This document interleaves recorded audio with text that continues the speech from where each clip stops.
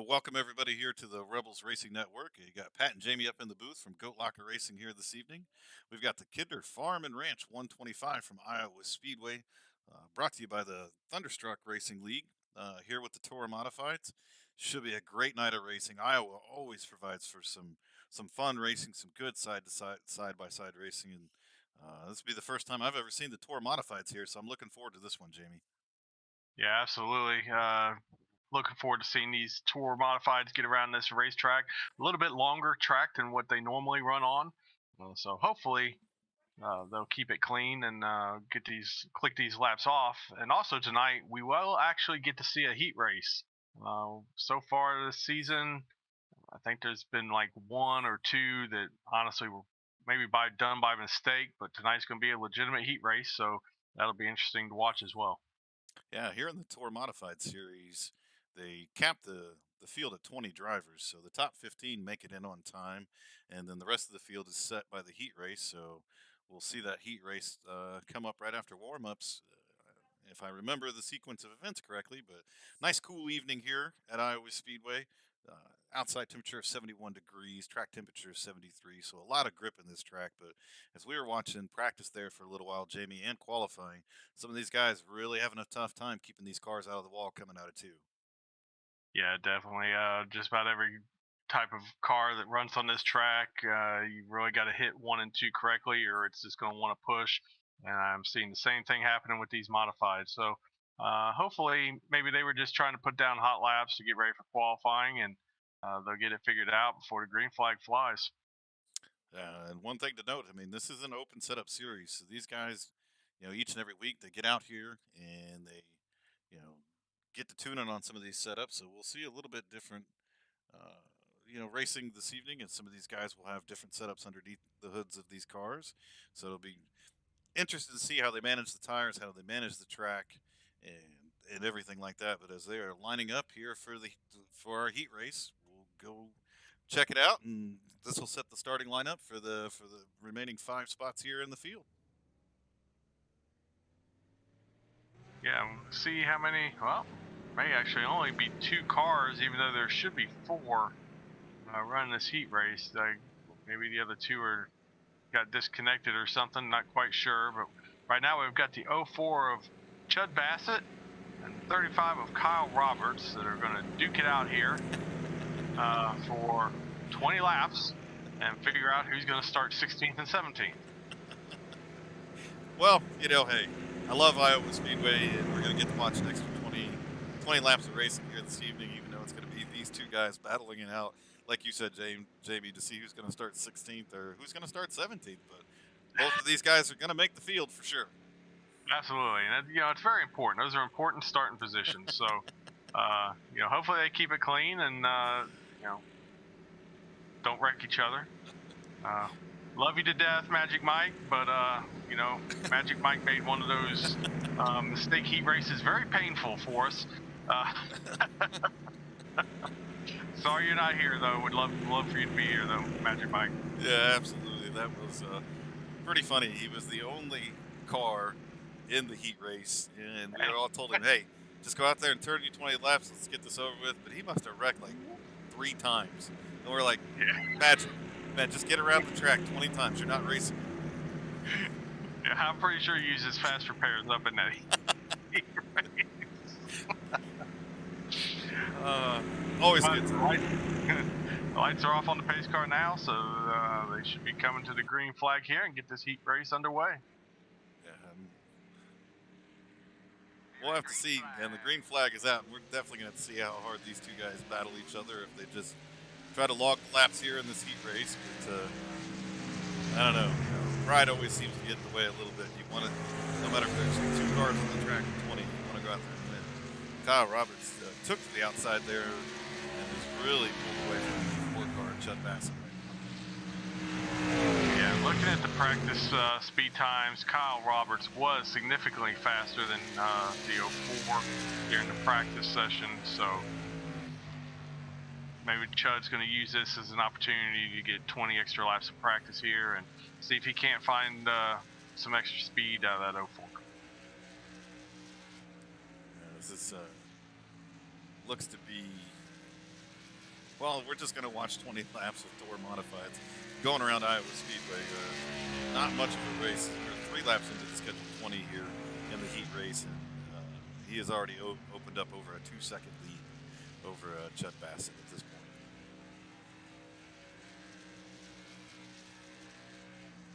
Go back and take a look at the 04 car here, though.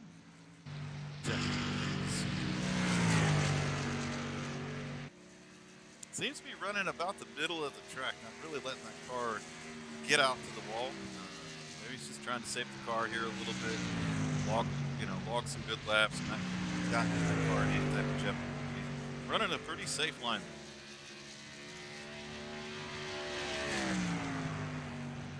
Yeah, Chud could really be taking a smart approach here, knowing that he may not really have the speed to compete with Kyle, so there's no sense in tearing up his car.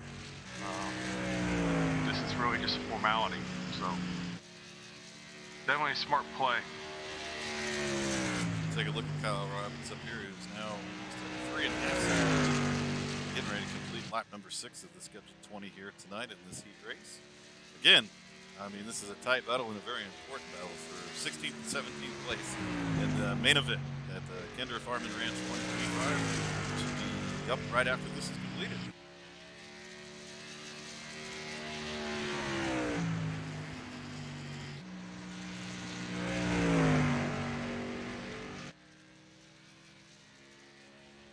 So I tell you, as we're watching this heat race here, and we've got some time, one of the questions I get a lot, Jamie, and I bet you get it as well, is, we are goat locker racing, built by veterans for veterans, and a lot of our military folk understand what a goat locker is. I tell you, from time to time, I get that question: what exactly is a goat locker? Yeah, I get that from time to time, and I explain it to people, and I still think it's. Most of them say, "Oh, okay, cool, yeah." They don't get it, but that's fine. They don't want to come across sound like that, but they quite honestly don't need to get it. So I'll let you explain it. So, as everybody may or may not know, both me and Jamie are retired chiefs from the Navy. We both served over 20 years. So if you rewind the clock a little bit, a little history lesson here. Back in the sailing days of the Navy, when they would get ready to go out to sea, they would have to load the ship full of all of its supplies, food, rations, everything like that along the road, and livestock. So they would take livestock aboard the ships with them as well. And one of the most prized possessions on a sailing ship was a goat, because of all the different things that goat would provide, from milk to cheese to meat from time to time, and even the hide.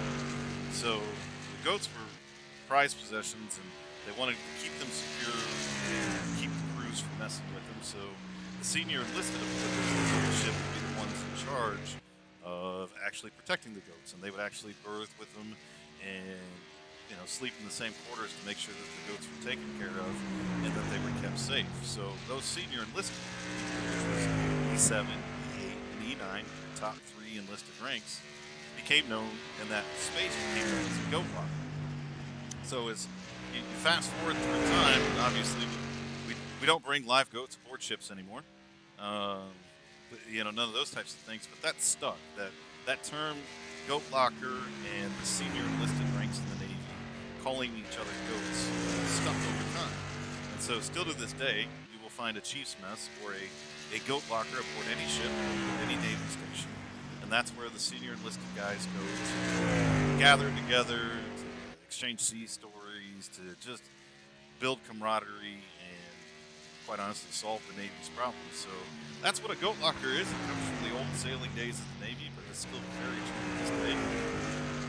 Kind of a cool thing, and we thought it'd be really cool to bring it here to iRacing, for it to be the namesake of our racing league, and what we do, especially for all the veterans and active military and everything. And me and Jamie, being a couple old goats ourselves, we thought, hey, this is really cool, and we get to engage in some fun conversations.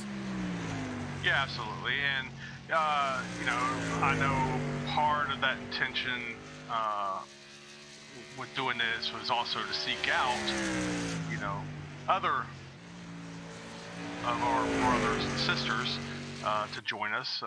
So far we found one. We got Ryan Pendleton that's come on board with us on our Thursday night truck series. So when there's three of us, there's a mess, right? So That is true. it's building, and we'll find them. But in the meantime, we've broadened this up to include other military members and active, retired, reservists, whatever they are, first responders, police. We're really all the same. So this kind of grew out of Jam Cook Racing, which was just me and you. And so the Goat Locker Racing thing, I think that was a unique thing that we had that we could use to be more encompassing for what we wanted to build, which was a community, not just the two of us. So Just the two of us. Oh, I'm not gonna start singing. Sorry. But for everybody that tunes in and watches this on the Goat Locker Racing broadcast on Facebook, Twitch, and everything else, those that tune in and listen to us here on the Rebels Racing Network, I think we had some time during this heat race to kind of give a little history lesson there. So next time everybody wants to ask what a Goat Locker is, you now have the answer. We have 2 more laps here and complete this heat race. Kyle Roberts is out to over a 7-second lead, and Chud Bassett back there just kind of hanging out. And like I said, biding his time here. Waiting for this heat race to finish up and set the field for the Kinder Farm and Ranch 125.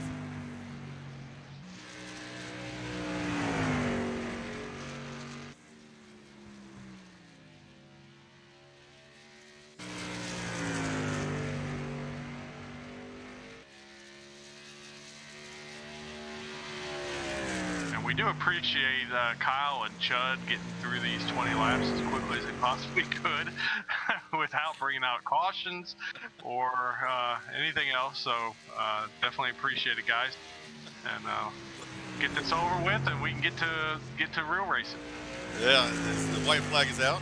Kyle Roberts now has a 7.5 second lead, so he should easily bring that number 35 Tour modified car home with the heat win here this evening. So he will have that coveted 16th starting spot on the grid for tonight's main event. Never know. Might see the winner coming out of that 16th spot. I mean, he definitely got an extra 20 laps of practice in here, so he understands the track probably a little bit better now, and we'll have to see if that even makes any kind of difference or not. Well, something I was thinking about when they started this heat race, I don't know why I really didn't give it any thought before, but they only get the one set of tires. They don't have any tires in the pit to change. So does this go towards their tire wear, having to run these extra 20 laps? That's a fantastic question. Don't know that I really know the answer to that one. I don't know if they're allowed to change those tires or the tires get changed, coming from the heat race to the main race. But I can tell you, if I knew that I had a heat race and I had to put an extra 20 laps in my tires, I might take it pretty easy in that heat race. Yeah, for sure. But at the same time, they do cap this field at 20. So if we actually had enough drivers in the heat race that some people were going to get cut and not make the main, so to speak, that would be a really tough decision to have to make. I mean, obviously you're going to have to go for it at that point because you're either not making the show or you're going to be on bad tires. That's tough.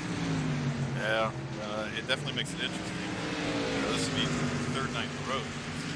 We have broadcast what I'll call some good grassroots racing.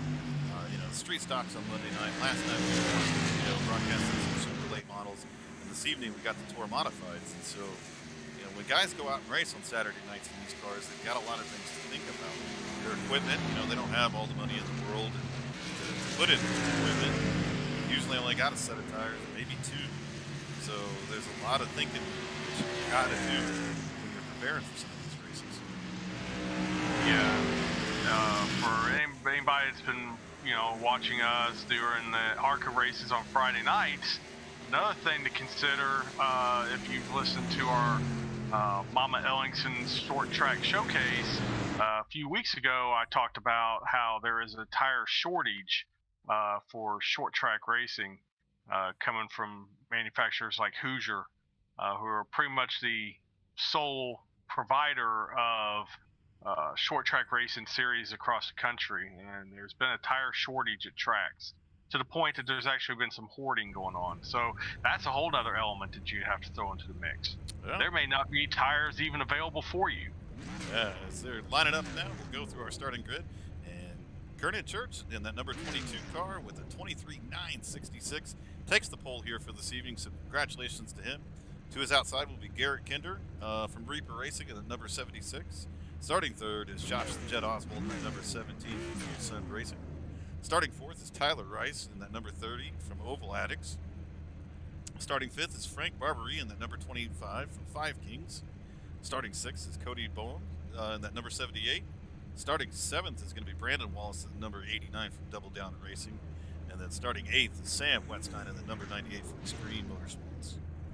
And rolling off ninth, we've got the 55 of Charlie Gates is outside. Starting 10th, number 92, Joaquin Meza. Starting 11th, the 168, Keith Lichtenwalner. Starting 12th, number 44, Phil Hitman Monzo. Starting 13th, the 038 of Jamie Tweed. Is outside starting 14th, number 69, William Baker. Starting 15th, number 12, William Griffith. Starting, that's not right. Time of scoring's got me messed up again. Starting 16th. We've got more guys in this field and we've got spots. The 04 of Chud Bassett, but really he's going to be starting 17th, and 16th will be the 35 of Kyle Roberts. iRacing time and scoring has got me messed up here, folks. They're showing people that didn't even run in the heat being between those two guys. So definitely Kyle Roberts should be starting in front of Chud Bassett. As the lights are out on the pace car, we're getting green here. I don't know that Kyle Roberts even took the grid there, Jamie. I'm not showing him as a car on the track. Oh, goodness. You just ran those 20 laps. Like, maybe he's calling that win good enough for the night and putting it on the trailer and heading home. Not sure. But you're right. He is definitely not out on the track. So that's interesting. Like to see him run a good heat race there. For some reason, has missed the grid here, so will not make the main event. We'll have to see if maybe he tries to join up a little bit later. Lights are out on the pace car. We're getting ready to get underway here in the Kinder Farm and Ranch 125 Iowa Speedway on a beautiful night tonight. A lot of grip in this track. Cool air temperatures out.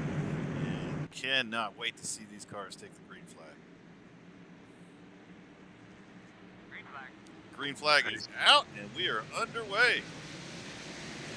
Got some jockeying for position. It looks like the Hitman gets turned around.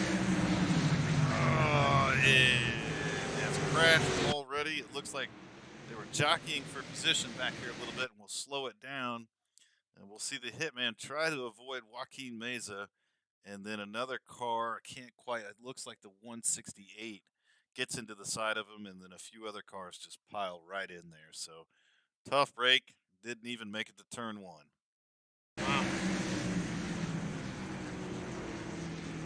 Hey, Jamie, Pat. Hey, Eddie. Welcome to the booth, my friend. What's going on, fellas? Oh, Not much, man. Tell you, Jamie, these JC Motorsports guys, they show up every time. They do. Well, it looks like the guy that last heat got a little wore out and decided to call it a night, huh? Yeah, we're not sure what happened to Kyle Roberts. Chud Bassett is in the field. I'm not sure if I'm looking through the notifications from iRacing. I don't see where Kyle was disconnected or anything like that. So unless maybe he had to get up and leave his rig or something and miss a start, not quite sure here. Yeah, good to have you up in the booth with us tonight, calling this tour modified race. Eddie, feel free to jump in at any point in time. These guys usually put on a heck of a show. A little mix up there. It looked like a couple cars got pretty squirrely on that start, got together back in the field, but everybody's back under power here, and we should be getting the green green flag here in the next couple of laps. Hopefully really see these guys start to leg it out here, because, again, I love Iowa Speedway and can't wait to see these guys start turning some laps.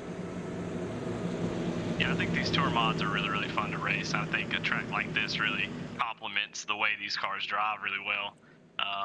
So I'll be excited to see some of these guys, especially Garrett Kinder and folks like that who can really wheel a car, and see how they end up here. Yeah, so far, I mean, Kieran Church, he's been the leader. He was the leader in practice. He won the pole. We'll see. This might be our third night in a row this week, Pat, of watching someone go flag to flag and lead every lap out there. Yeah, you see that every now and again. I definitely did not expect to see it 2 nights in a row. From the Street Stock Series on Monday night to the super late models last night with the Outlaws. Just dominating performances put on by some of these guys. But usually a lot of tight racing here in the Tour Modified Series. I'd be surprised to see someone take it, from green to checker. But yeah, Kieran Church has been fast in practice, fast in qualifying, and then obviously got his car out front here at the start of this race. So we'll have to see, as we get a couple, hopefully some green flag runs here, how his car holds up in the long run. Yeah, I was talking Go ahead, Eddie. I was talking to Garrett Kinder the other day, and he told me his favorite driver was Kevin Harvick, and so that's a mystery. Where did he come from? So I would imagine if Kinder's still alive and didn't even end up in the wall, I think he'll maybe have something for him there at the end.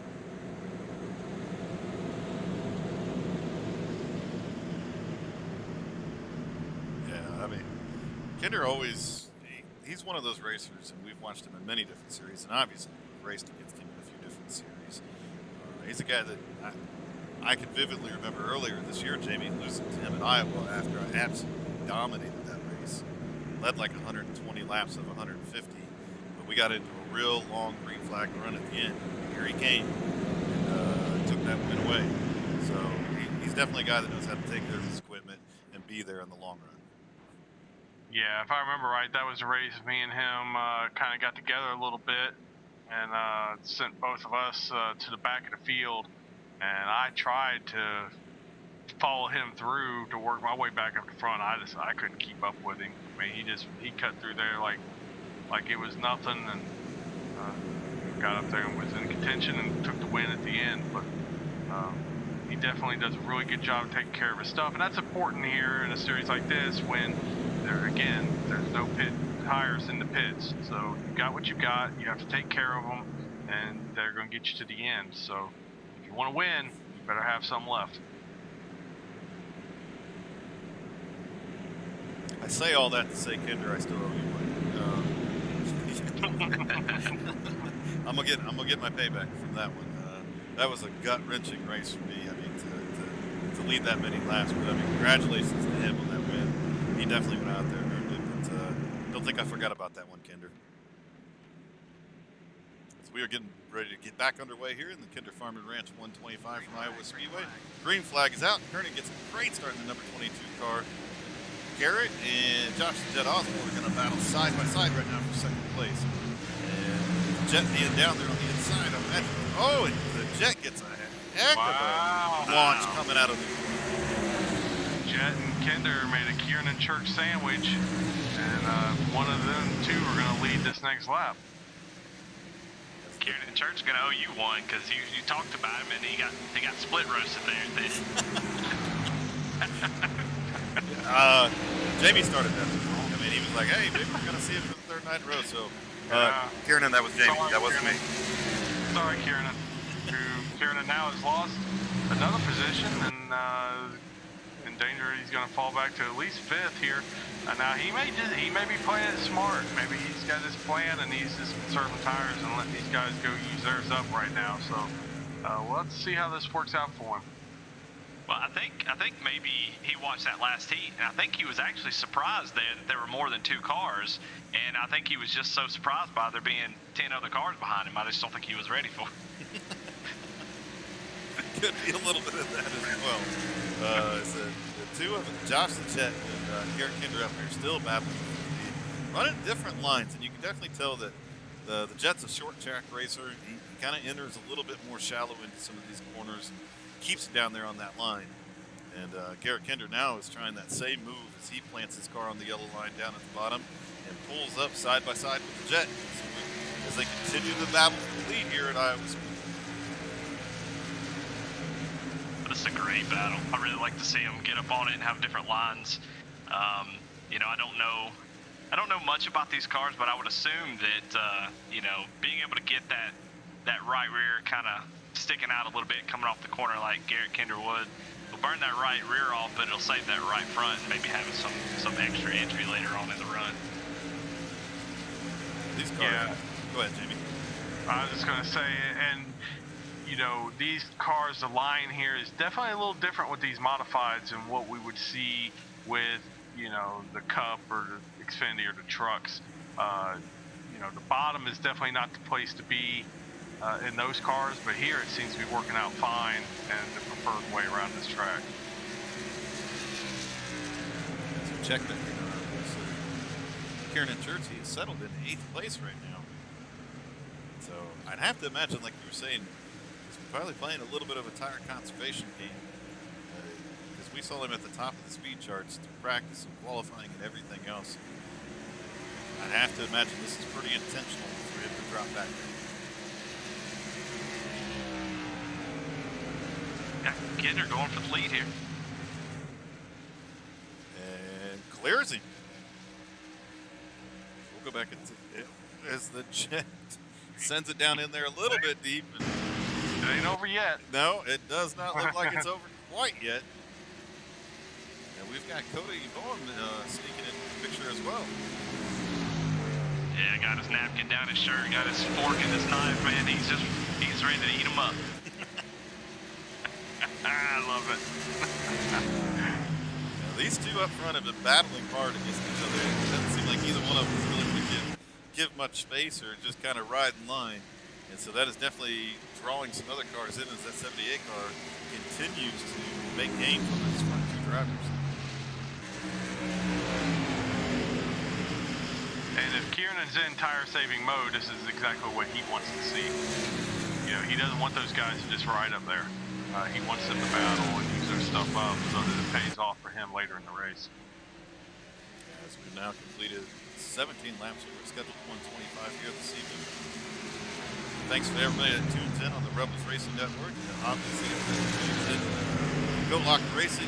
Happy to have you out here this evening in the Thunderstruck series and the Tour Modifieds. A lot of fun racing here so far, and we've got a guest up in the booth with us this evening, Eddie Smith, run with a lot of different series and a lot of different leagues. So great to have you up there in the booth with us, Eddie. I'm glad to be here. I was listening to you broadcast and I thought, man, they are doing too good of a job, so I figured I better come up here and just mess it up. Yeah. That's gonna be tough to do, man. Here. Yeah, absolutely. Cody Bohm is in the picture now as he's got that car underneath the Jet, trying to take over that second spot. Yeah, this is gonna be I don't know if Garrett and Josh the Jet are going to be kicking themselves for racing each other so hard there at the beginning. I have to imagine they used up some tires there. We're seeing some of these guys, they can start to march up through the field here a little bit. A great example is that 78 car, who's now reeled them both in, clears the Jet, and is now going to set his sights on Garrett Kinder in that 76 car.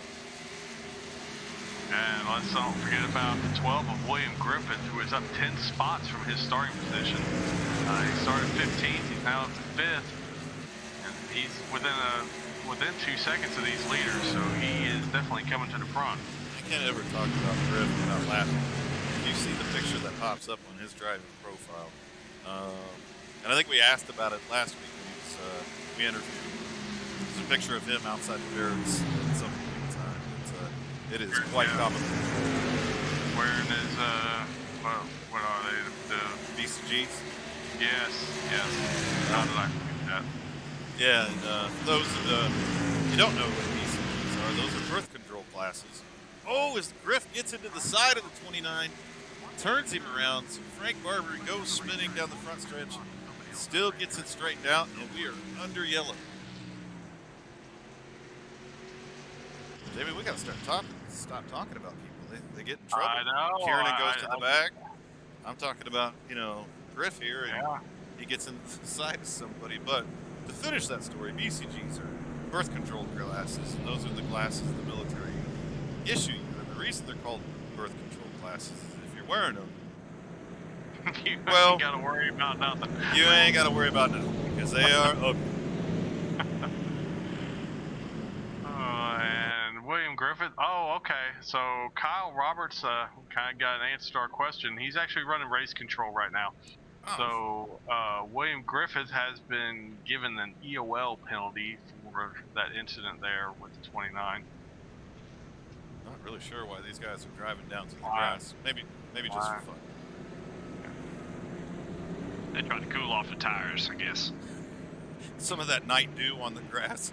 It'll That's cool. right. Oh, that must be some Mississippi stuff. There's a lot of dirt guys in here. One thing about dirt guys is they don't know how to translate between the two, and so they get confused.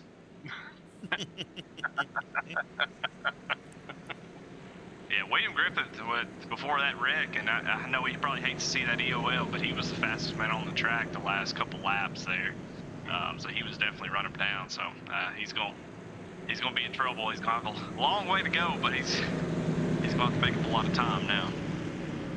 A lot of laps to get it done, though, as we still have 102 laps here this evening at Iowa Speedway, and just under a mile is the track length here. So a lot of racing yet to be settled here for these guys, and yeah, that penalty definitely hurts at this point in time, but it's good that it happened early in the race, and hopefully he'll be able to make up some of this track position, get back up here, and race up here with the leaders.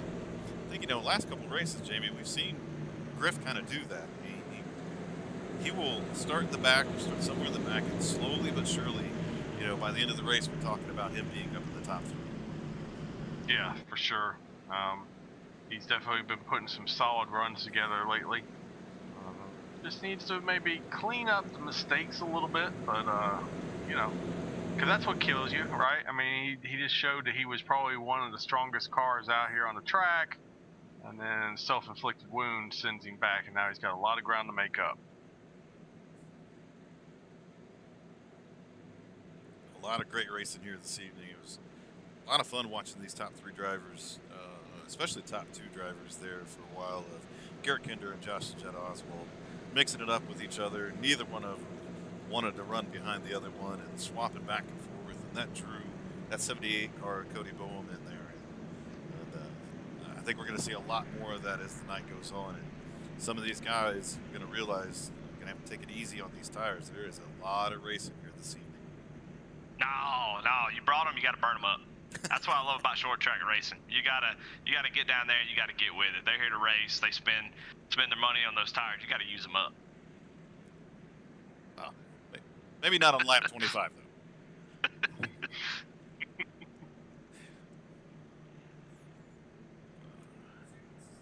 So we take a look back through the field here a little bit, and we got Brandon Wallace that's up 3 spots now.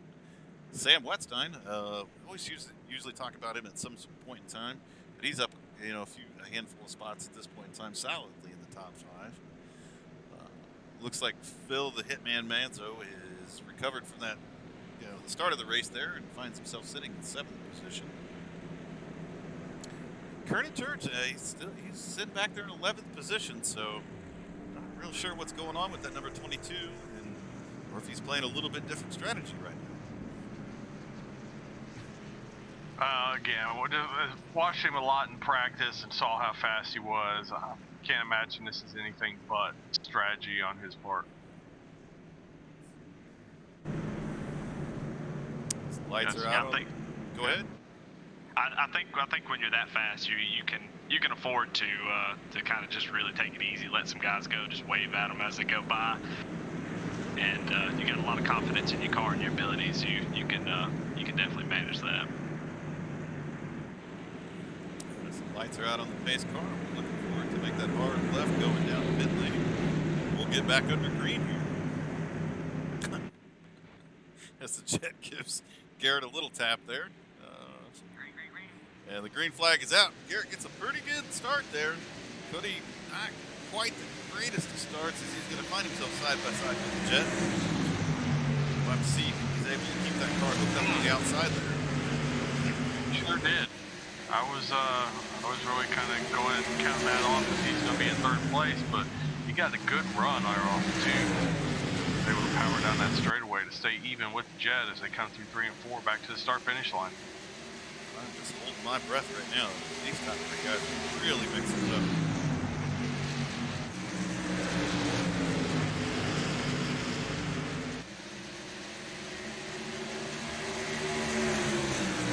Second place still hasn't settled out yet. 78 and 17 are still side by side. Oh, it looks like the Jet gets a little bit loose down there on the bottom. Has to catch that car. And now the 78 has got him cleared and sets aside Garrett Kim.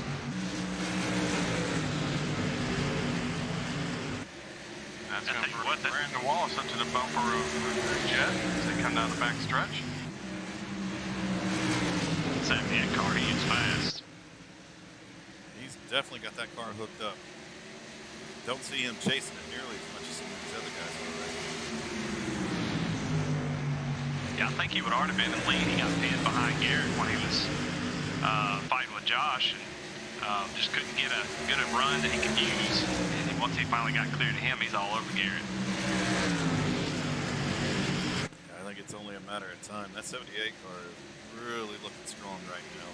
Like you said, Jamie, it's like now that Brandon Wallace is up here in that number 89 car. Got the leaders inside. Sam Westman, great race again, still solidly in the top 5. Frank Barber, he's recovered from his get together there. He's got that car sitting in 6th place. Haven't called the 55 yet tonight. Charlie Gates sitting back in 7th. Our good buddy Joaquin Meza running in solidly in the top 10, running in 8th position. Griff has worked his way all the way up to 8th right now, guys. So he is definitely on the move. Hammer down. That's what I'm talking about.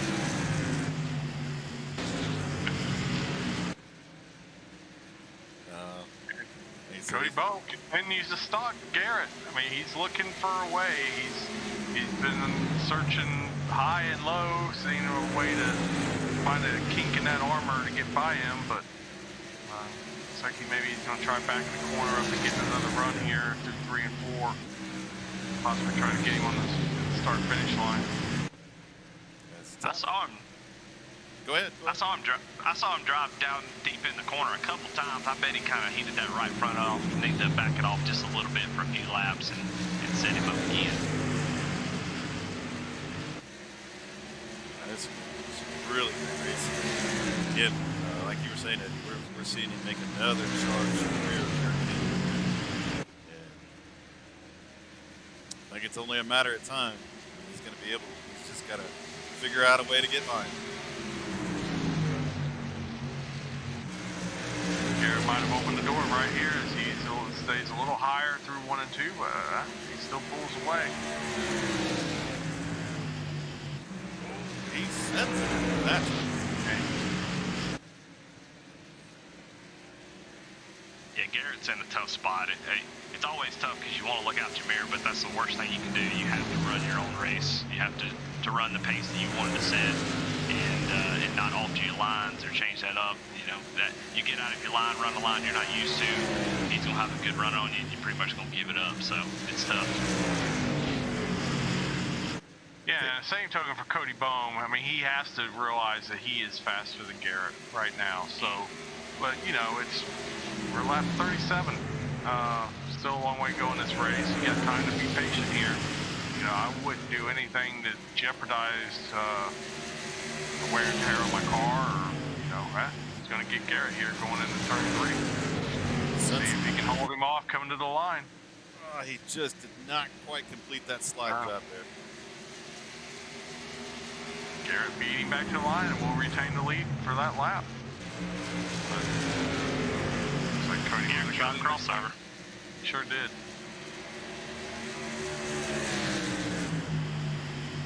We'll have to see now as Cody's got him cleared. He's able to open up a lead here a little bit on Garrett and Josh the Jet. Or if they're going to be able to stay with him, we're going to continue to watch these guys swap the lead back. A lot of great racing up front.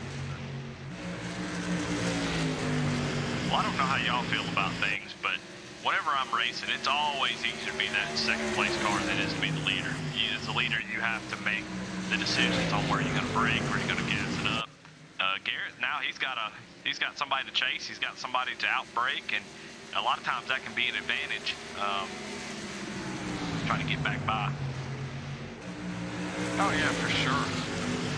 And that's why if I'm in Cody's spot, I would have probably sat there for a while longer and really not even tried to pass Garrett.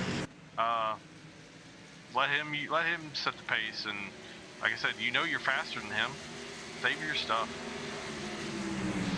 See, this is where I'm going to throw up the complete opposite philosophy. I want to go out there and lead the race and control the pace. I want the clean air on the nose of my car. And so if I get the opportunity, I'm definitely. That probably goes to why me and right front tires don't get along very well. As Jamie's made note on many occasions, we are not good friends, being right front tires. But I've always wanted to be in control of the race, be able to maintain the pace that I want to maintain. But, sometimes, when you're riding back there in a second, you can save some of that equipment. Give me the lead of the race, get me out front, and I'm a happy camper. My right front isn't, but I am.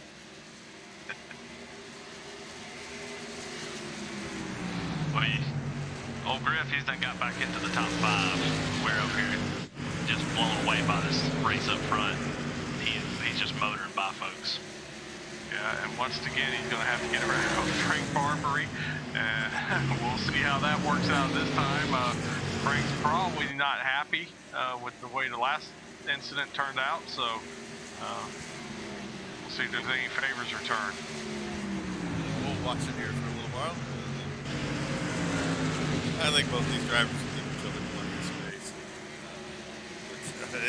It is always those awkward moments on the track when you just got involved with somebody and you find yourself around again on the track. Whether you're the guy that kind of goofed up and got into them, or you're the guy that's mattered and sinned because they got into you, still got to race them all night long. Yeah, just looking at these lap times, Frank Barbary and William Griffin running the fastest times on the track, so all that racing, some of those top 3 have been doing, it may start to show its ugly head now. So we're getting into another long green flag run here. We did 46 laps with our scheduled 125 here in the Thunderstruck series in Tour Modifieds. This is Kinder Farm Ranch 125, and it's been a great night of racing here from Iowa Speedway. A lot of fun racing up front between Garrett Kinder and Josh Armstrong, Cody Boehm. We've watched them all night long, and we were watching William Griff move up to the field. Unfortunately, got inside there, Frank Barbary. Because now marches his way back to the field. So great to see him recover from that. Great to see both those cars recover from that. Both were solid top 5.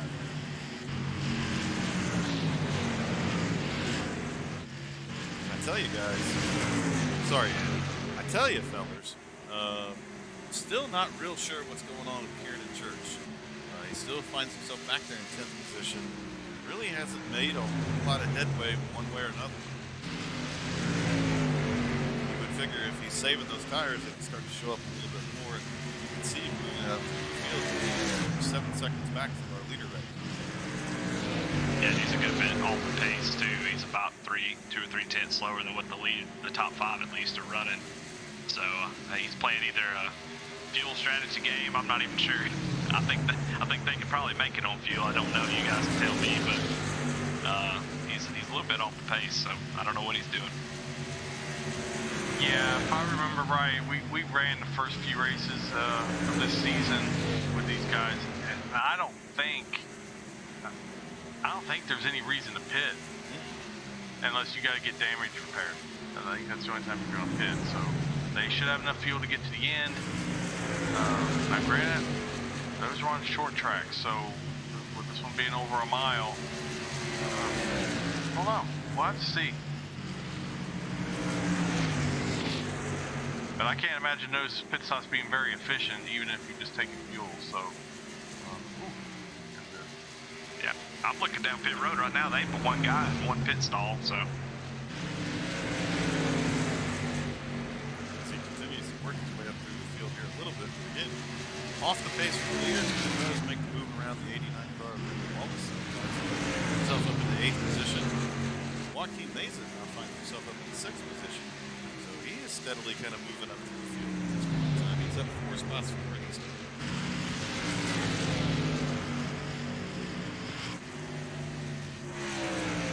Check back in on this battle between William Griffin and Frank Barbary as it's tightening up here just a little bit. Both those cars still laying down some great laps. Now we can see here on screen they are caught up, catching up to Josh Oswald. They are catching Josh Oswald, and right now Cody Bowman, 78, is getting ready to have to deal with lap traffic. So we will see if that impacts his run here, as he has opened up his lead on Garrett Kinder by almost 0.8 of a second. Definitely lost some time there trying to get around that lap car. It's now closed down a little over half a second. Not sure what the lap car was. It looked like didn't know quite which way to go. Got Cody kind of crossed up a little bit. Got him cleared. A little over half a second lead. We'll probably try to get back to trying to stretch that out a little bit. Yeah, lap car was the 69 of William Baker.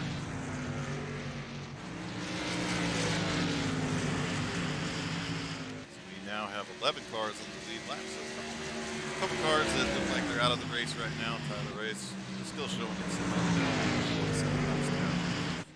Charles Gates sitting back in 15th position, 2 laps down. Keith Lichtenwaller. Thank you. Always counting. He is currently 1 lap down, and William Baker 1 lap down. Now it looks like that Jamie Tweed has brought his car down pit lane. We'll have to see if this is a fuel or not sure why he would be on pit lane at this point in time. So we've called a lot of these races, Jamie. We think we know what's going on. We think we know what the race strategy is going to be. And we get proven different. So this might be another one of those circumstances. We're wrong every time. Pretty much.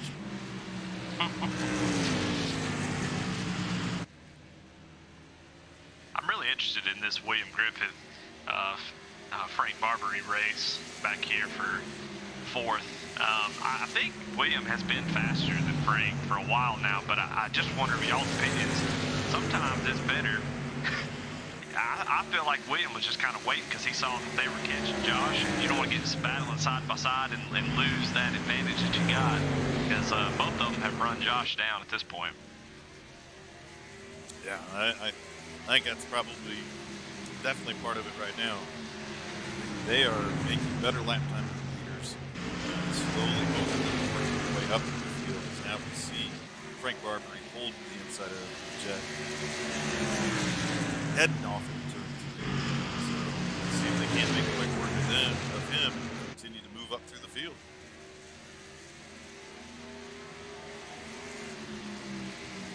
Yeah, it's definitely a smart move by William to sit there and let Frank punch the holes. Then he can possibly slide right on through without really having to do any extra work on his part. I tell you, it's just green flag racing continues on. It is definitely going to be interesting to see how these 2 cars continue to work their way up the field. As we have now completed lap 61 of 125. So coming up to halfway in this race at the Kinder Farm Ranch 125 here at Iowa Speedway. I'd say already by far, I don't want to, well, it's too late now, but I don't really want to jinx this, but this has been really the best race so far we have seen with this group. This is going to come down to the last lap, and it's going to be a close one. Probably be 3 or 4 guys in contention. A lot of interesting racing going on. You've got a good battle up front. It's just they're just battling each other, going 10th here, 10th there, plus or minus, and then of course you got William and Frank just kind of moving up through the field like a couple of surgeons with a really sharp knife, and so it's looks like Cody had to check up there, and Garrett's going to go around him for the lead. Cody is not. He starts to push up there a little bit. Keeps that car making contact. But, definitely had to check up there a little bit. Go back and take a look. See what happened there.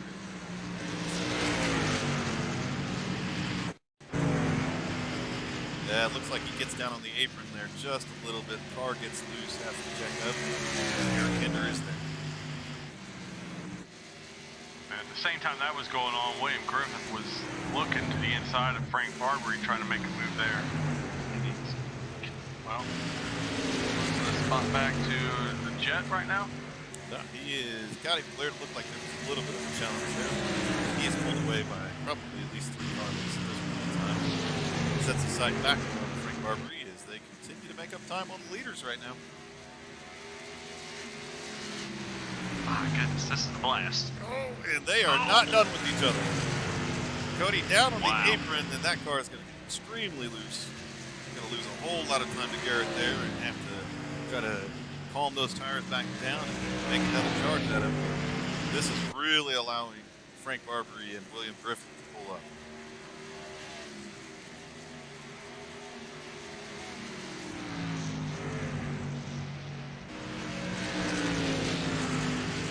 I think these boys said, hey, you guys want a show tonight? We're going to put one on for you for sure. I know my left eyeball's going one way, my right's going the other way. I can't keep track of just one battle.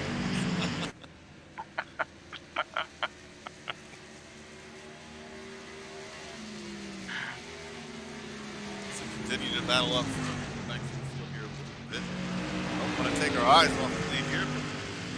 Take a look back at Phil Manzo, sitting back in 10th position. Some solid top 10 run for him tonight after getting involved in that very early accident. So great to see him still running up front here. Brandon Wallace sitting back at 9th, having himself a solid race. As we've talked all night long, William Griffith, biggest mover of the race by far, up 11 spots to 4th right now. So battle. Go back in and check on Joaquin Mesa. He is running back in the 7th position, up 2 spots from where he started. And I think for the first time, fellas, we're starting to see Kieran Church move up to the field. Up into the 6th position. Yeah, he's still losing time to the leaders, but he's getting that track position, which if there is that late caution, that's going to be vitally important. You know, if he's been able to save these tires this whole time, that late caution could be his ticket to putting that car in victory lane. Yeah, we'll have to take a close eye on the lap times here. It looks like he's been about the same lap times as our leaders. We have now completed 71 laps of our scheduled 125 here this evening. So getting down to this last 50 laps, and it is definitely going to be good.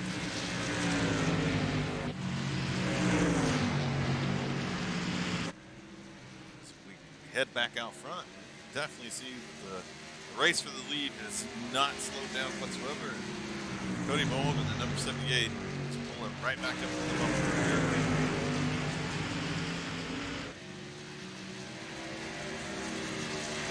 Yeah, it took him a couple laps to shake it off a little bit. I think he got a little desperate after he hit that apron and lost the lead, and then backed it up quite a bit and be able to come back around. Oh my goodness. Not really sure what that lap car is doing, even back and forth on the track there. But the racing control to get that taken care of. He can get that car, whatever's going on with it. We almost had a moment there here with the leaders. Yeah, that looks to me like it's just uncertainty. He doesn't really know where he needs to go. The best thing you can do when you're getting caught by the leaders is just hold your line. Wherever you're at, just hold your line. The leaders will get around you. You don't have to do anything different. Definitely don't change lanes in front of them. Just stay where you're at and let them go. I believe that's the 69 car of William Baker. Again, keeps going down on the apron and kind of wiggling that car back and forth. Not really 100% sure what's going on with this car right now. definitely not confident with him. Again, he just, I don't know, maybe one too many drinks today. We may have our first DUI on the track tonight, you guys. As he loops it around, well, and comes to a stop. So, again, not real sure what was going on with him, but he gets down on the apron, loops it around, and brings out caution. Yeah, I think maybe he was itchy or something. That maybe what the problem was. He had an itch he was trying to get to and just couldn't get it. I'm sure. Either that, the sponsor called in and said they want a little TV time. So, you know, that another strong possibility. So we're down to 3. He's either drunk, he's got a case of, you know, the itchies, or sponsor called in. So for everybody out there tuned into the Rebels Racing Network and Goat Locker Racing, put your vote in. We'll see. Yeah, let's put a poll up. What the winner of? Why the heck did he do that tonight?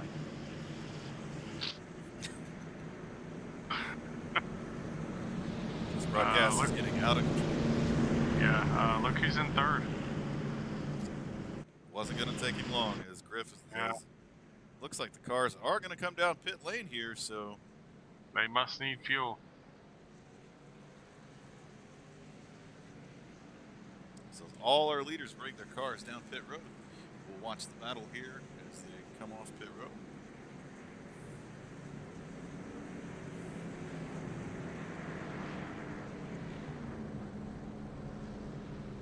So watching Garrett Kinder now pull into his pit box. Don't see the car going up, so it must be just fuel only here.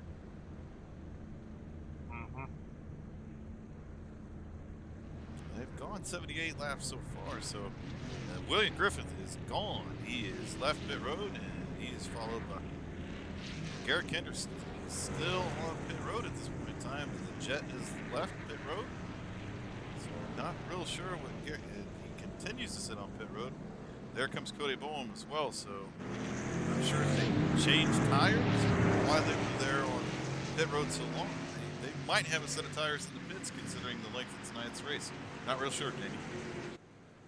Yeah, I was trying to check race info, but that's not showing me anything. I did not see any cars go up, so I don't know. You know, they might have taken full fuel loads, and maybe William Griffith had figured out exactly what he needed because they're beyond halfway. So there's really no need to take a full load at this point. So might have saved himself a little time there. Not quite sure. As we take a look at the pit stop times here, William Griffith with only a 12.7 second stop. For, you know, Barbary with a 9.8 second stop. Joaquin Meza with a 13.4. Kieran Church now finds himself in 4th place with a 15.3. And then we start getting back into some of these other guys. The Jet with a 21 second. And Garrett Kinder with a 29.8 second stop, the slowest by far there on pit lane. Cody Bowen with a 27.8. And then Brandon Wallace with a 29.3. So not sure if they took a full load of fuel when they didn't quite need that full load of fuel and just got stuck there in the pits. Or what happened there, but big difference in pit stop times here under this caution. It's definitely worked out for William Griffith.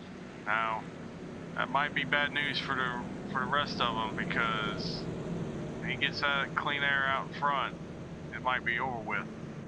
But he does have Kieran Church, who is now up to that 3rd spot, and might be on the freshest tires out of the field. As we've got 45 laps left here to go in the Kinder Farm and Ranch 125. We're here with the Thunderstruck Series, the Tour Modifieds that run on Wednesday nights. A lot of fun to be out here. A lot of fun to race these cars. If you haven't had a chance to get out on track with them, they are an absolute blast to drive. The only thing I'll warn you about is their field of view is not so great. There are a lot of blind spots in these cars. Yeah, you can't see anything. That might add to what makes it fun. I don't know. It's kind of challenging. Might as well just throw a blindfold on yourself and try to go get around this track. Probably work just as well. Get back under green.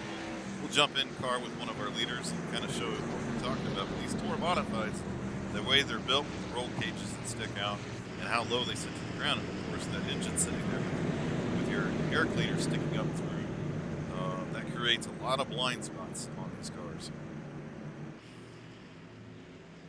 Yeah, it's very difficult to judge. With that roll bar sticking out the front, you very easily get into the back of somebody else and not even realize you were even that close to them. So definitely makes the restarts a little tricky. As we've already seen once tonight, we had issues on a restart. So facial awareness is a little difficult with these cars. We're definitely going to have to watch as a couple of these cars like Cody Bowen and Garrett Kinder try to come back up through the field. But we are back underway, and William Griffin gets a good start there. Joaquin Mesa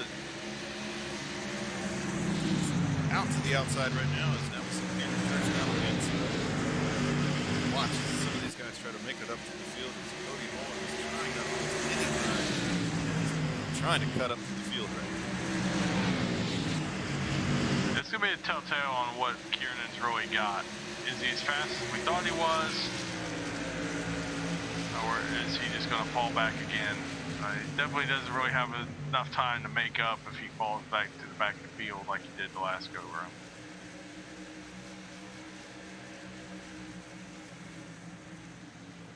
Ooh, he sends it down into those corners. He sure does. Getting every bit of it. I'm just curious of what happened on these pit stops, because I feel like these pit stops probably take a long time, and I wonder if Kinder didn't go down there and get 4 tires. I want to see how this is going to play out. It's going to be exciting, I think. The caution has come back out. It looks like the Hitman has crashed. Let's go back and take a look here. As he heads down, he just gets into the back of the 038 car as they head off into the corner. Flips that car on its lid as he comes to rest in the middle of 1 and 2. So tough break there. We're going to see another restart. We have 40 laps to go here tonight. So we have completed 85 of our scheduled 125. Our front running orders mixed up here a little bit off that last pit stops.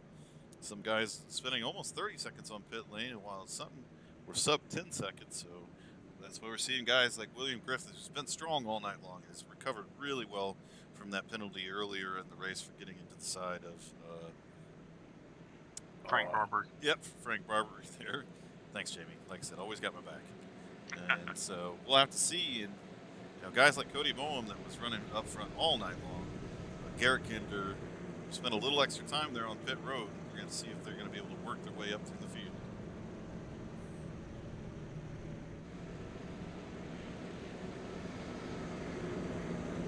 Once again, we see guys running through the grass. I'm really not sure what that's all about. Let's see, we got schooled last week on why numbers are turned the wrong way on these cars, and now we've got people running through the grass, so maybe we can get that answer later if there's some benefit to that. Maybe it does cool down the tire temperatures. Maybe they know something that we just have never figured out. So next time I'm behind the wheel of that Xfinity car or a Cup car and we come under caution, I'm going to find some grass and see if it cools those tires off. That's just it. I mean, you never see anybody doing that in a Cup car. So, I mean, if it's going to cool the tires off, I mean, Cup drivers we not smart enough in a Cup car to figure that out. See if they do it again. I mean, as Cody Paul goes down to the grass. Maybe he's got like a side hustle. Maybe he's got a lawn service. Maybe. He just he enjoys being in the grass. Who knows? Yeah, maybe Dixie Choppers is on the side of that car or something. Sometimes you just want to be one with nature. You're out there in the asphalt, just want to be out there and just feel the grass, man.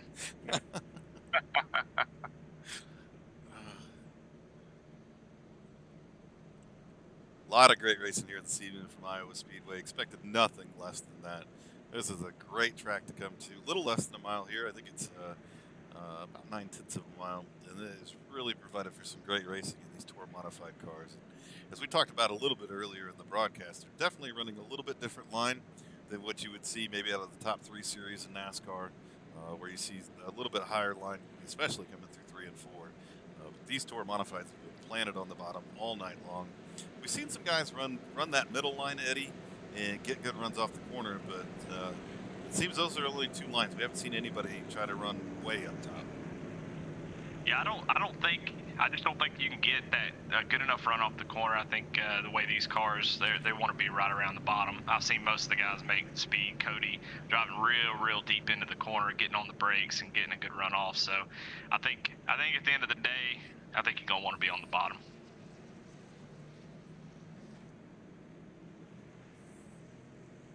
So we've still got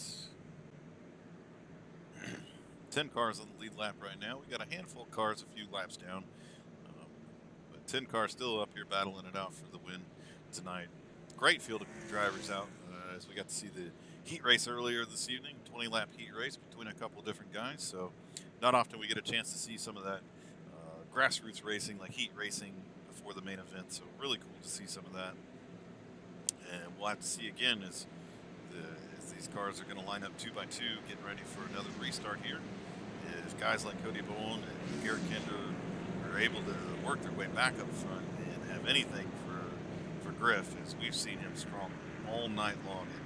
And I almost have to agree with you, Jamie. I mean, I don't know that he wanted to hand control over this race to Griff right now.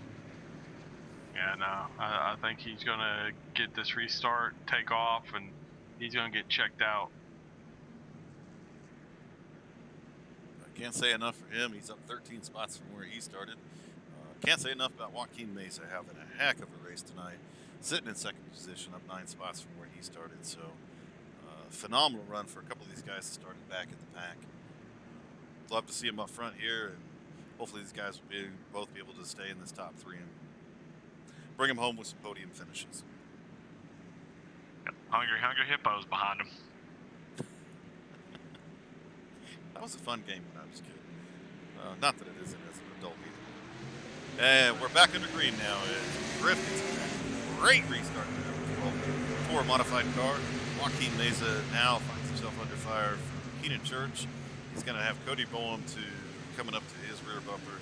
Garrett Kinder cutting up through there as the jet gets a little bit loose down there on the bottom. So the pace is definitely picking up, gentlemen. I think as those laps get closer to 100 and it starts getting in triple digits, you start sweating a little bit more and start breathing a little bit heavier, and it's time to go. Got one in the wall. Looks at Brandon Wallace. So far, no caution. I'm not sure why we're not giving that guy a caution. He was riding up on top of that wall. As we stay under green here, we now see Keenan Church sitting in second place. Joaquin Mesa trying to make a move back to get that second place position back. Griff has now stepped out to almost 3/10 of the second lead. And some of these other guys like Cody Boehm and Garrett Kinder, while they're running fifth right now, they've got some cars to pass and to get back up here and try to challenge Griff for the lead of this race.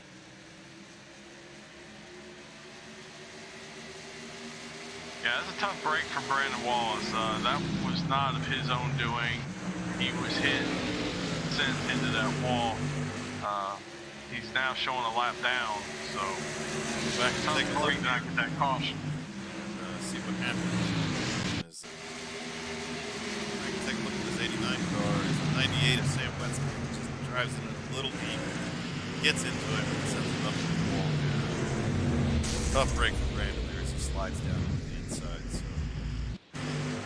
hate to see that, especially this late in the race, and it doesn't bring a caution out. Coming up on 30 laps to go here. We completed 95 laps. We're scheduled 125 here at the Kinder Farm and Ranch, 125 from Iowa Speedway. And Griff is starting to kind of step it out here a little bit, guys. He is, and Garrett and Cody are now fighting with each other as they're trying to get around Joaquin Mesa in the 92. And this battle here is just allowing Griff to just walk away. Yeah, they keep passing each other back and forth, and just not able to make up any ground. I was saying earlier, sometimes you got to work together to get a win. We got 5 cars right now under a blanket between Cody Bowen, Garrett Kinder, Joaquin, Frank Barbary, and now Josh the Jet. They're all battling hard back there. And while that's going on, it looks like Kieran and Church in the 22 is closing in on the back end of William Griffin. He knew what he was doing. We'll jump inside his car, as I promised you, and kind of show you what it looks like as I'm chasing down over here. When you get behind the wheel of one of these Tour Modified, you immediately see caution. Got a car in the wall. I can't tell if that was Frank Barbary, if that was Joaquin Meza. They both have similar blue cars. Joaquin Meza here, take a look at exactly what happened. I don't know what happened there as he goes down into the corner and just the car goes straight. Man, did he blow it right front? I'm not real sure. Good We'll grief. rewind that one more time here, but looks like everything's going just fine, and then we'll slow it down here a little bit. Switch to a different angle here, but as he gets going down into the corner, really like that car just turns right and up into the wall he goes. So tough break there. Hopefully everything's okay with you, Joaquin. Yeah, that's odd. Yeah, I definitely agree with you, Eddie. I mean, I had the look of a right front tire going down, but that's really not something that is simulated in iRacing. Well, you know, sometimes I've seen, even an Xfinity car at Dover, I've seen a right front blow out. It can happen time to time, and I know he stayed out, so, you just don't know how well he was taking care of it, or maybe he just had a wheel issue or something like that. Yeah, definitely strange. Some sort of, whether it was an issue with the car there on track or an issue with maybe his equipment that he's driving with, a wheel issue or something along those lines. But that car definitely went straight, went right into the wall there. So again, Joaquin, hopefully everything's okay and you can get back underway and finish out a good race here this evening.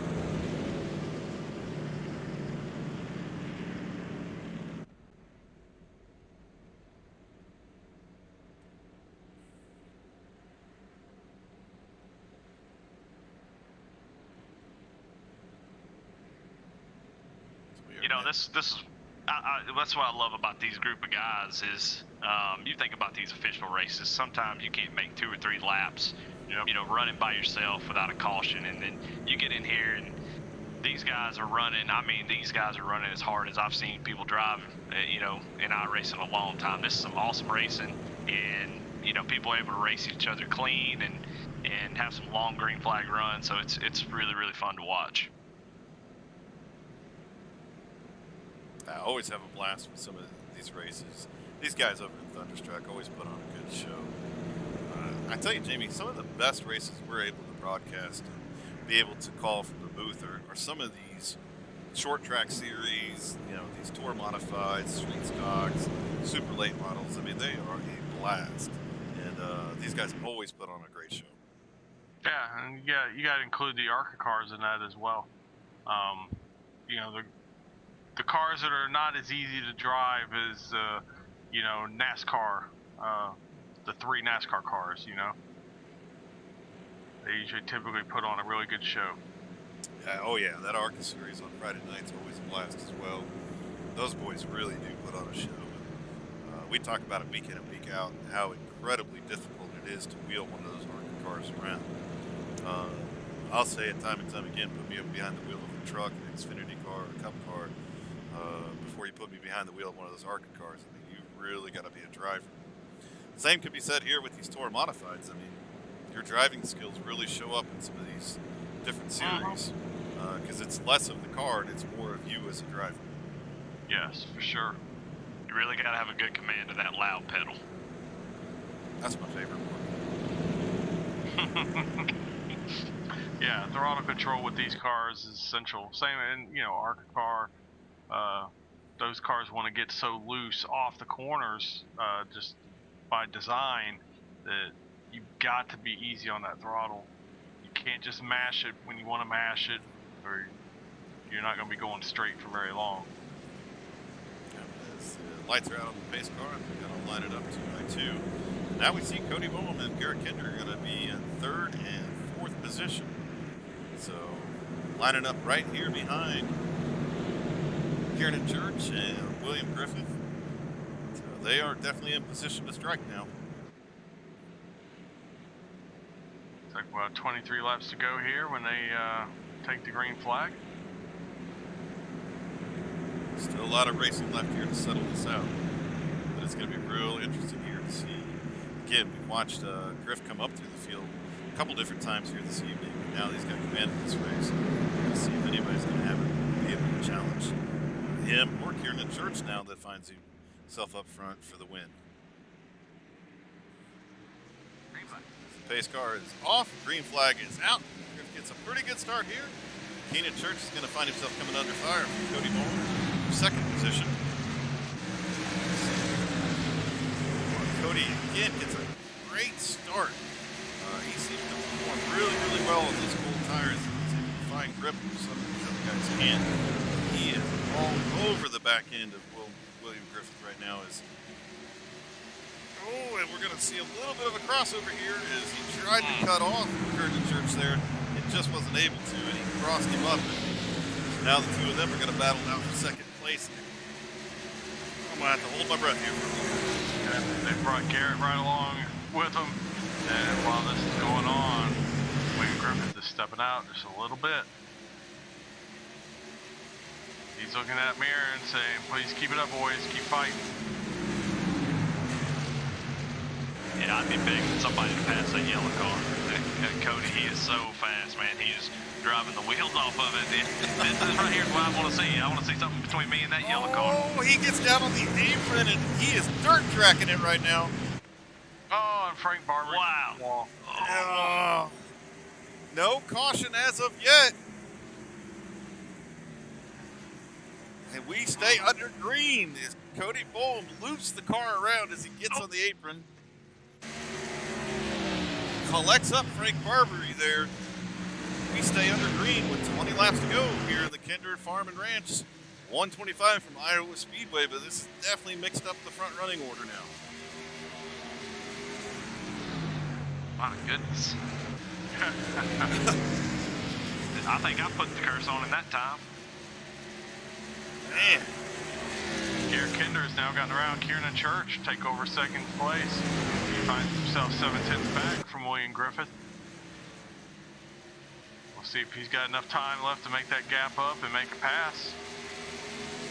Yeah, this is what I wanted to see. I wanted to see how big a difference these tires are going to make if he did go in and change tires. I want to see how much a difference it was going to make towards the end of this race. Pull up the lap times and kind of monitor these two cars here and see if Garrett's able to get up there and challenge Griff. I tell you, Griff is real smooth behind the wheel of that car. Really driven a very smart race. And right now they're trading hundreds of a second on the stopwatch.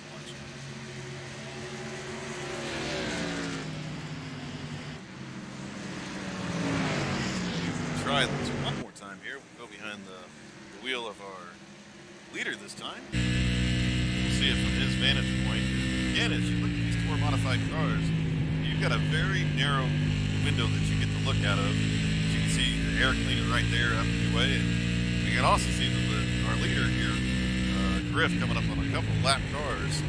So he's probably hoping they clear out of his way as soon as possible. That way he's able to clear them and continue to go up here. We now have 15 laps to go for the Kinder Farm and Ranch 125 here from Iowa Speedway. I think this is the time, if you're Griff, that you hope you build really good relationships with guys in the league where you're like, hey man, come on, just let me on by if you don't mind. As that last lap, it looks like Garrett lost almost a tenth and a half to our leader of Griff. And we continue to kind of monitor time. Looks like Griff is stepping it out ever so slowly here, gentlemen.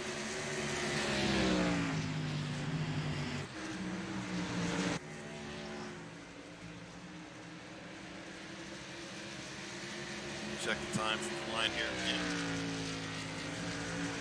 Oh, for sure. Gained over a tenth on that one. I think as long as Griff has got some clear track in front of him, he is definitely the fastest car on the track right now. Yeah, really impressed. I'm blown away how well he's driven this race. He had an incident in the middle of the race, but Some people get rattled in those type of things, but not Griffin. He made some good calls, good pit strategy, stay out front, get track position, and it's paying off right now. As he pulls out by another tip there. And if you haven't had a chance to talk to Griff, and hopefully we get a chance to talk to him here this evening, he's probably one of the most cool, calm, and collected guys I've ever talked to.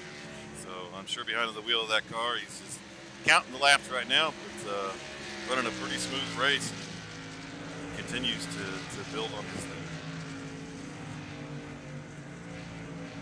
So he now has over a 1 second lead over second place of Garrett Kinder, and each and every lap he's pulling away by over a tenth. This is all the more impressive when you consider he has come from the back to the front twice tonight to get to this spot. Absolutely. Battle for second. Good grief. So now we see Kieran Church and Garrett Kinder battling it out here for second place. And that is drawing Josh from Ted Oswald up into it here as well. So we're going to have a 3-car race here shortly for second place.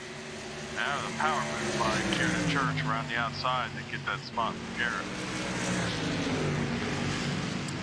So again, gentlemen, I don't think they were able to get tires there. I think they just took a full load of fuel, which kept them on pit lane so long. It's the difference the tires should have shown up. Pretty sure these guys only get one set of tires here. So now we see Garrett Kinder fall back even further as that car looks to snap loose in the middle of the corners on him now. Yeah, he's definitely struggling for sure. Now he finds himself back in fourth position. Griff continues to pull away. He almost has a 2-second lead at this point in time. So with coming up on 7 laps to go here. It's been a great race this evening here on the Rebels Racing Network. Again, we got Pat, Jamie, and Eddie here with the Goat Locker broadcasting crew. Having a blast tonight. Watching that, it looks like Cody Bodum was down on the inside and is going to bring, and Garrett Kinder has crashed.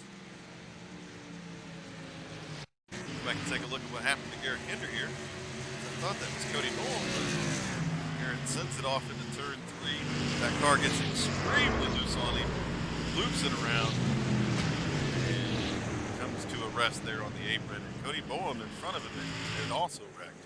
So 2 of our strong cars here for this evening, both finding late race issues. Yeah, I'm not really sure what happened to Cody Bohm because he went a lap down to the leader. He was spinning down to the inside as William Griffin getting around him. So, we saw him up front all night. We saw a little bobble that got him shuffled back, but something definitely happened to that car. He could not keep up anymore. I really think it's a matter of those tires at this point in time. I think those are early race leaders there that really were driving those cars really hard, used up their tires, and now we're kind of seeing the after effects of that because it's not like Garrett Kinder just to lose a car in the middle of a corner. Right, and that'd been coming for several laps. You could see it. He was getting really, really loose. Well, Kieran Churchill's like a genius now. I mean, we was talking about how he was going all the way back to 11th, and here he is sitting second. He's got a real chance to get this win. Running a solid race here this evening, so great to see that happening. As we continue to watch our leaders at this point in time. We're going to line them up. We're going to try it one more time here. Hopefully, as the laps continue to wind down, we'll be able to run the rest of this race out the rest of the way here under green. So to build a little drama here, William Griffith obviously spent the least amount of time on pit road on that last pit stop. Our speculation is he didn't take a full load of gas where others did. Was his calculation correct? Does he have enough gas to get to the end of this race? That's a great call, Jamie, and we're just going to have to see how it plays out here a little bit. Hopefully his crew chief did calculate that out correctly here, and he's able to bring that number 12 car home. As now we're going to only have 6 cars on the lead lap as we go back to green.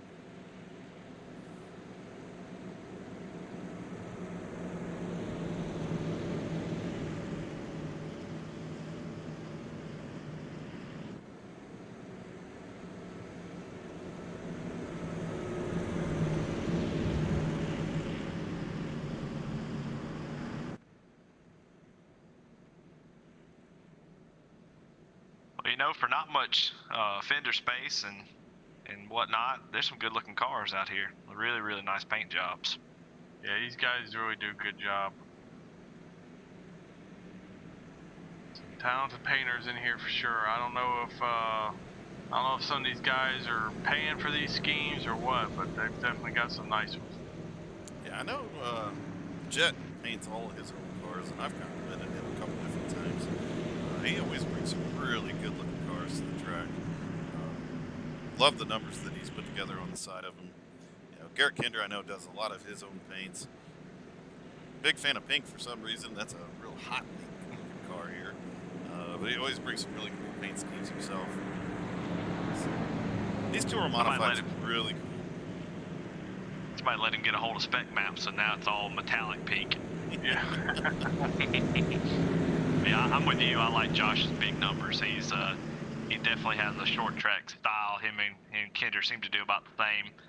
Those big old numbers that almost wrap around the car, and I think those are real good looking cars. Mm-hmm. Yeah, absolutely. So, the lights are out on the pace car. Get ready to get back underway here. We're going to have 3 laps to go, so not quite a green-white checker, but as close as we're going to see here, at least this time around. We're going to see if Chris gets a good enough start here to get away from guys like Keenan Church in the number 22 and Jet there in 17. But I think Garrett Kinder's going to just try to hold on to that car. I think he is more the rear tires off of it. Yeah, and we've got a new face up here running in 4th, Charlie Gates in at 55. Haven't talked much about him tonight, but he's gotten himself up here in contention late in this race. He could be a factor before this is done. Yeah, absolutely. As Griff gets a great restart there, but now Keenan Church makes a little power move to the outside. Oh my goodness. Clears it. Wow. Where did that come from? I mean, Unbelievable. My goodness, Kieran, there was no reason to sandbag if you had that in you. we're going to take the white flag here. No green-white checkers to settle this thing out. Kieran Church, our pole sitter, who spent most of the night back in 8th and 10th position, makes a power move to the outside of Griffin. Clears him, and Griffin's going to have one more shot at him. Oh, we've got a wreck. Oh. Is not able to make the move there, and our winner this evening here in the Kinder Farm and Ranch 125 has been Kieran Church in that number 22 car. Where the heck did he come from? Absolutely. Wow, what an impressive race. William Griffith's got to be just absolutely kicking himself here a little bit. Not being able to bring that number 12 car, but ran just an outstanding race all night long. And Josh the Jet Oswald's going to round out our podium finishers here tonight, bringing it home in 3rd. Yeah, Griff's probably going to be, he's going to look back at this. He's going to be a little upset with Garrett Kinder for bringing out that last caution because he had a 2-second lead over Kieran before that caution came out. And, I mean, where did this come from on this last restart from Kieran Church? That was incredible. I mean, I don't know. I'm kind of speechless right now. I'm impressed. That's unbelievable. That takes some sort of racecraft and patience to be able to say, you know what, I'm going to let 10 other guys pass me and just hold out because I know I'm going to be there at the end, and he sure was. Yeah. And I said it earlier, I had a feeling that that's exactly what he was doing because he was just too fast in practice to all of a sudden be off pace like he was. So it made sense. But on that last big run we had, I mean, he was up to the front, but he still really wasn't threatening William Griffith for the lead. In fact, he'd fallen back to 2 seconds behind him. So honestly, I really thought this was Williams' race. But Kieran proved me wrong for sure. That was phenomenal. But they're both superstars, that's for sure. Yeah, absolutely. All right, well, let's grab a race winner and drag him up into the booth. Hey, Kieran, it's Pat, Jamie, and Eddie up in the booth. You got a copy? I got you. All right, man. So we are all scratching our head. Watched you dominate practice, watched you dominate qualifying, and then ran 8th to 10th for the vast majority of this race, and then out of nowhere, bring home the win. So take us through your race strategy tonight and how you're able to bring that number 22 car home with the win tonight. I was doing some test runs in practice, and I seen how much tire wear was going when you push really hard for just 5 laps. So towards the beginning, I was gonna run like 8s to 25s, and just save tires for a while. And then, unfortunately, when I pitted, I messed up on the restart. I started going, and it checked up. And when I turned to the inside, I clipped the apron. I didn't want to crash nobody, and so I just went to the back and then started just trying to climb my way back up slowly but surely. And then that caution helped, and luckily I was able to get to the outside of Griff, and that was a hell of a race between all of us up there. Yeah, Kieran, I mean, wow. I had a suspicion of what you were doing early in the race, saving those tires, but we were just talking about it before we brought you up. I mean, you got back up front, but you really weren't showing any threat to Griffith. And my goodness, where did that come from, man? That move to the outside, that was awesome. It was just one of those things. It was so hard to pass, and when it was on the high side, when they have the choice to go, it's hard to get that jump. So the car on the inside already has an advantage going into one. And once Kinder got by me, it was hard to get by him, and he was so loose. I was trying not to run him over, and I was starting to reel in Griff, and then that caution came out. I don't think I would have been able to catch and pass him, and then I just went to the outside and was hoping I would get some kind of run to at least get in front of Oswald, and then somehow it stuck, and I went to the outside of Griff, and it just powered on through. Yeah, you definitely got some kind of run. That's an understatement. So, Eddie, you got anything for Kieran? Yeah, well, just real quick, Kieran, when you get passed for 11th, what's your thinking? What do you, are you able to just be calm, or you get a little nervous and start going, I don't know, maybe I should push a little bit? How do you in that groove where you're committed to what your strategy is going to be? Nah, I stay pretty calm most of the time. Just, I don't know, it's just the mindset you just got to go into, and then just, I feel like hopefully there's going to be a caution, so I don't try to overthink it. So I just stay in that mindset and wait for the caution to happen, so then I still have that tire advantage and bunch up the field. So I'm glad I still have that mentality after about a 2-month break, and this is my first race back. So. Wow. Yeah, well, congratulations, brother. I mean, just a heck of an impressive run here tonight. Again, you had us all kind of second guessing and like, man, what is he doing? And is he going to be able to get back up there? But you proved us all wrong. Bring that number 22 car home with the win. So get out there and celebrate. And well, that's a heck of a way to come back to racing after a couple months with a hard fought one here tonight in the Kinder Farm and Ranch 125. Man, congratulations. Thank you. And I like to thank my sponsors, my team at CGE, Shenandoah Shine, Maconi Setup Shop, Martin Sports. Then I got Pavement Marking LLC, Orange Shoes Photography, and everybody here at Thunderstruck, and everybody. It's fun to run with these guys, and that's why I keep coming back.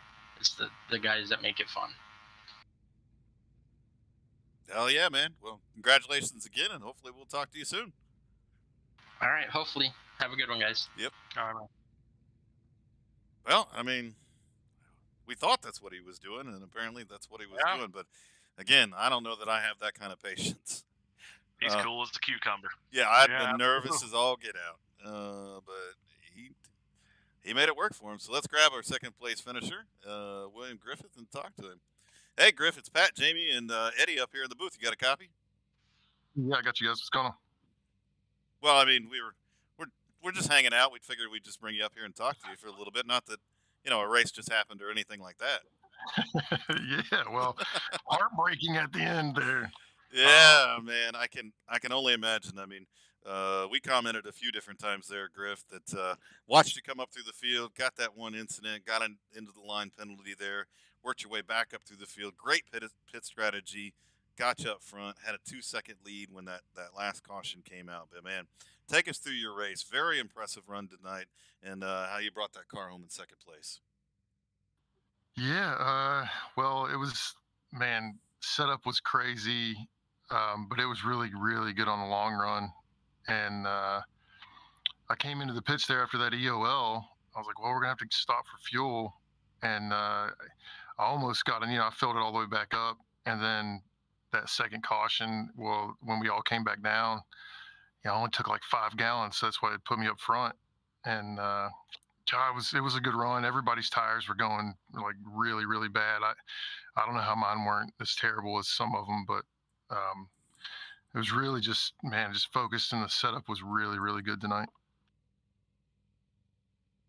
Yeah, William, man, you were definitely one of the strongest cars out here tonight. You didn't come from the back just once. You did it twice. You led a lot of laps.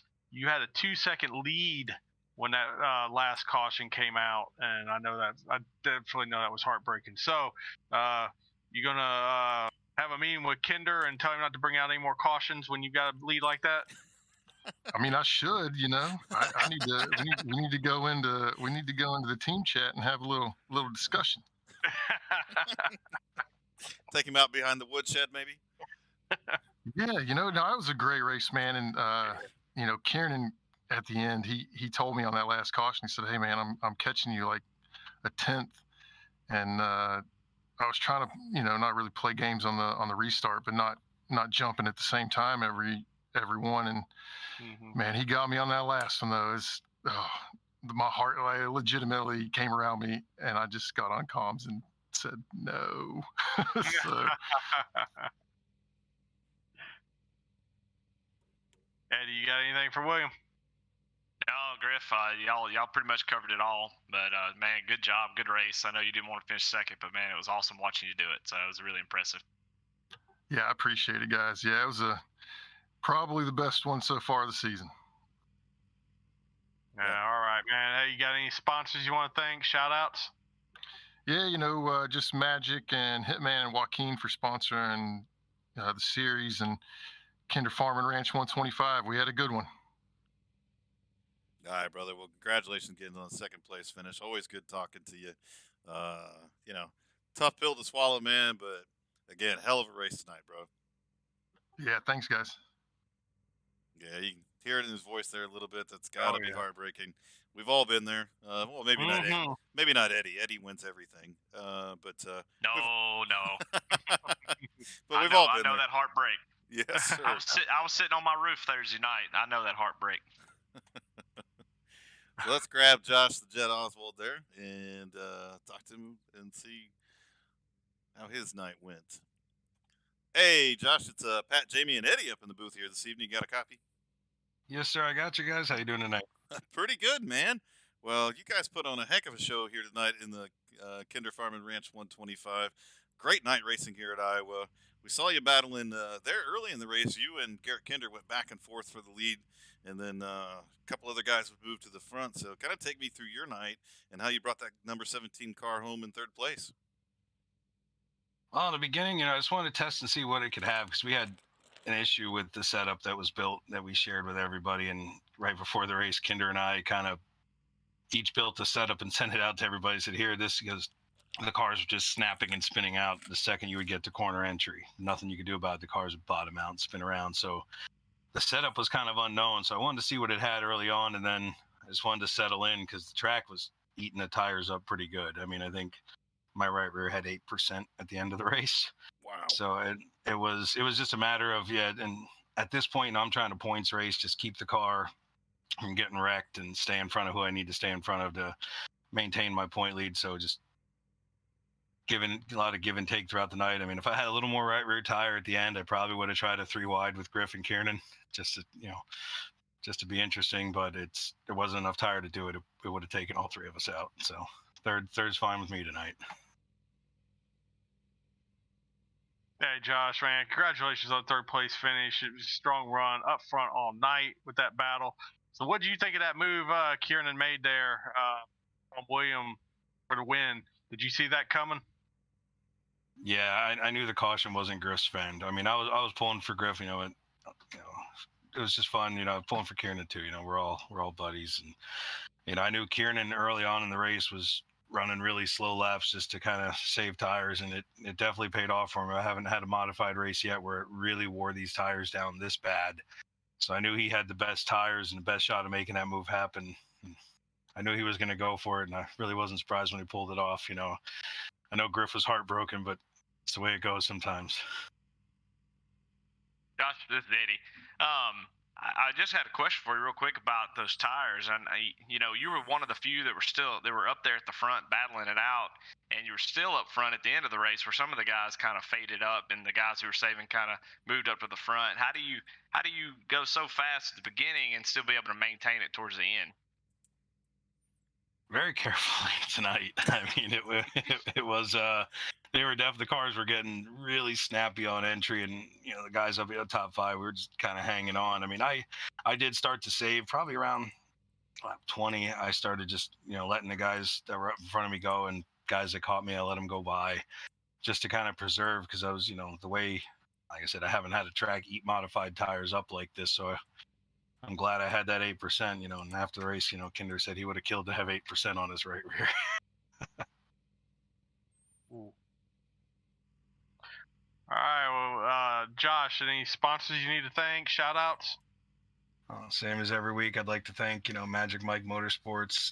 We're all thinking about Magic Mike this week, prayers to him and happy thoughts, to get through what he's going through. Hitman Motorsports, Mesa Motorsports, I know, and a shout out to Joaquin. I know he's not feeling well either. Hope he feels better soon. And I'd like to thank Big Frig Coolers, you guys up in the booth, for taking care of the broadcast for us for the rest of the season. We really appreciate it. And my friends and family that are at home watching each week, and I appreciate them cheering me on.